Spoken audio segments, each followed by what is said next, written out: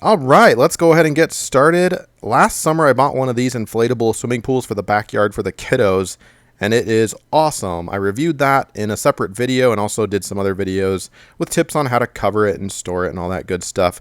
But in this video, I wanted to address how to not fix a puncture, but how to prevent a puncture. Because look at this. If you think about it, the amount of weight from the water and the kids playing kind of puts a punishment on maybe the bottom. And if you're not careful, what I discovered was, depending on how hot it is, the grass can be quite prickly.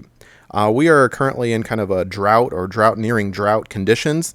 And check out this grass. If you kind of pick through it a little bit, you can actually see some stalks that are quite strong, almost knife-like. And last summer, after several uses, I actually developed a puncture right here on the seam underneath on the bottom. This is flipped over, indicating that grass or something maybe on the ground was the culprit. So this video is about how to prevent a puncture. Yes, I did have a puncture. You can search my channel on how to actually repair, or at least get you started on a repair. But the solution here in terms of prevention is simple.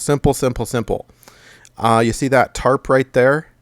I bought an extra big tarp initially to cover it so I could, not have to drain it every day, maybe keep it out overnight and the kids could use it the next day.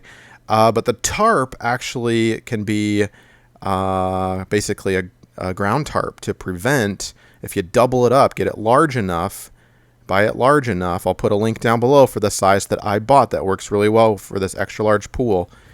Double it up, and it's actually going to prevent those prickly grass stalks, the dried ones particularly, from coming up during use. As this thing gets, very full and very heavy with all that water weight, it's going to provide an extra layer of protection and reduce the chances of having a puncture that's grass related.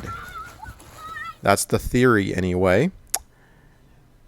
So go ahead and get yourself one of these, or find something around the house that can serve as a barrier. The instructions don't say to put something underneath, and it's a pretty durable bottom, but gosh, it helps to have something preventing, some type of barrier between that grass and the bottom for added protection. So that is it. Pretty simple solution.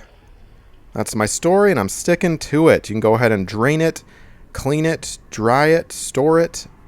Again, I have other videos on how to do that. So search my channel and don't forget to subscribe for more do-it-yourself solutions like this. Thanks.